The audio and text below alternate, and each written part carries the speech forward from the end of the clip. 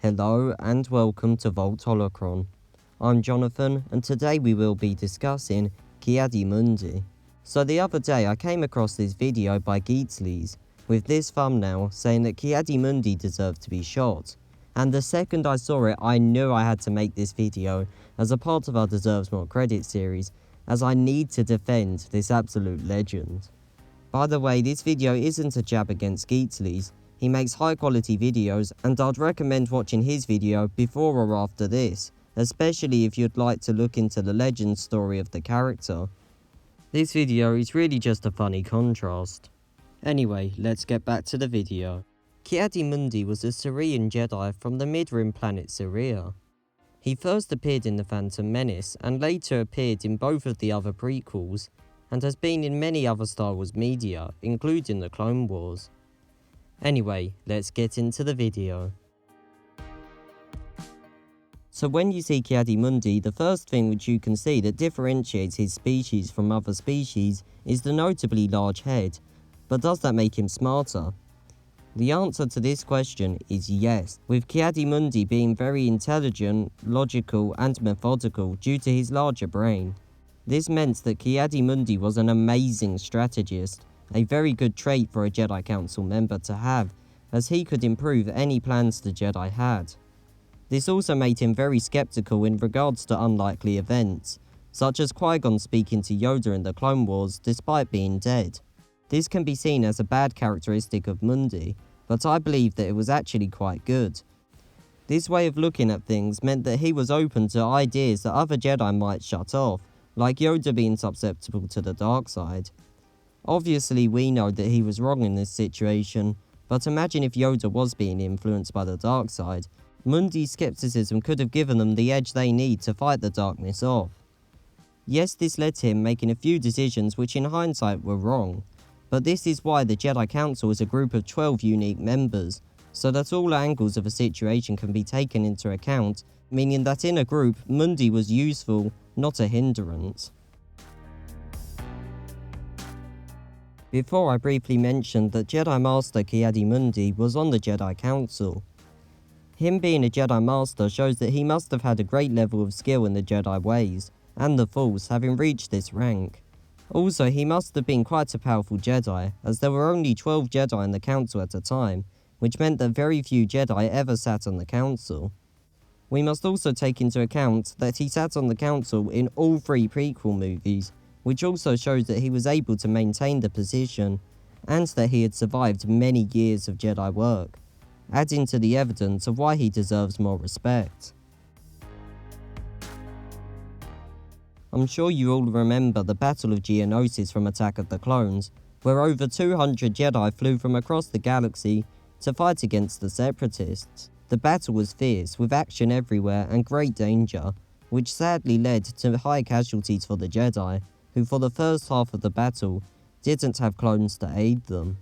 From the amount of Jedi who died, you can definitely see just how deadly the battle was, and therefore how the Jedi who survived must have been quite skilled to stay alive. Ki-Adi-Mundi was one of the Jedi who fought in this battle, and he is also one of the Jedi who survived it, going on to fight in the Clone Wars.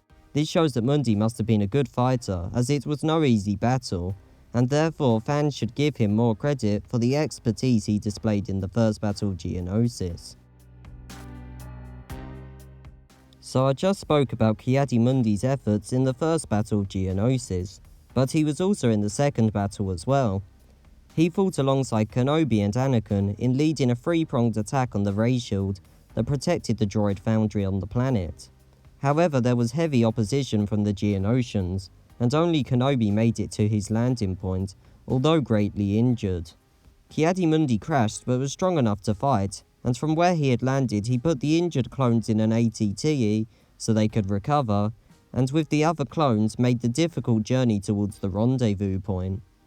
This shows great determination, as after his crash and the devastating hit to all 3 teams, it would be easy to give up and believe the mission was over. But Mundi carried on, adamant on meeting the other 2 groups and completing the mission. After this, he split his forces into 2 groups, with the ATTE walkers heading down a longer route to Kenobi, while he and a group of clones went through what his instincts told him was a shortcut. This did cause high casualties, but when he got to the other side, he was able to group up instantly with Anakin and head directly to Kenobi's position. It is unknown if Mundi's route was actually a good shortcut, but I feel he must be given credit for trusting his instincts, and you can't deny that his route was convenient in helping him group up with Anakin, and that he got to Kenobi in time. The battle wasn't over yet though, as with the survivors of all three groups reunited, the Jedi decided that there were enough troops to continue on with the attack on the ray shield and the droid foundry inside. Anakin and Ahsoka ran in with a group of clones and destroyed the ray shield, allowing for Ki-Adi-Mundi to enter the battle with extra troops and finally complete the mission. Even after all of the difficult events of the day, he still pushed forward and completed the goal.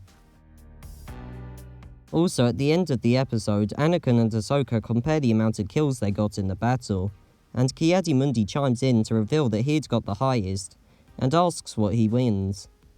Anakin then said, "So what do I win?"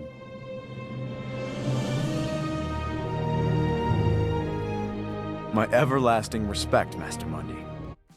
If Anakin thinks Mundi deserves his respect, then I'm sure you can agree that Mundi should be getting at least a little bit more love in the fanbase. So I'm sure you all recognise Ki-Adi-Mundi's now quite iconic line, "What about the droid attack on the Wookiees?" which has been memed like crazy in the prequel memes community. But what was his point here, and is it noteworthy for something other than jokes? As you've probably guessed, this line is actually an example of why Mundi deserves more credit, with the Battle of Kashyyyk being an important one for the Jedi and the Republic. The first clue to its significance comes from the reactions from the other Jedi Masters. Look at this scene again, but this time pay attention to what Windu and Kenobi say in response. "What about the droid attack on the Wookiees?" It is critical we send an attack group there immediately. He's right. It's a system we cannot afford to lose. The Battle of Kashyyyk is clearly of great importance, as both Windu and Kenobi agreed that they needed to aid the Wookiees in the battle. Kashyyyk was very useful for whichever side had control over it, as it was located on key hyperspace routes, which allowed for easier and greater travel.